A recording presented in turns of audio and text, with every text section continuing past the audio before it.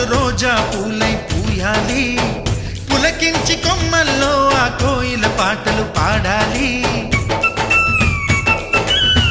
చుట్టాలు పక్కాలొచ్చి కమ్మని విందులు చెయ్యాలి, చూసేటి ఊరు వాడ మనసారా దీవించాలి. నలుగురు కలిసి చేతులు కలిపి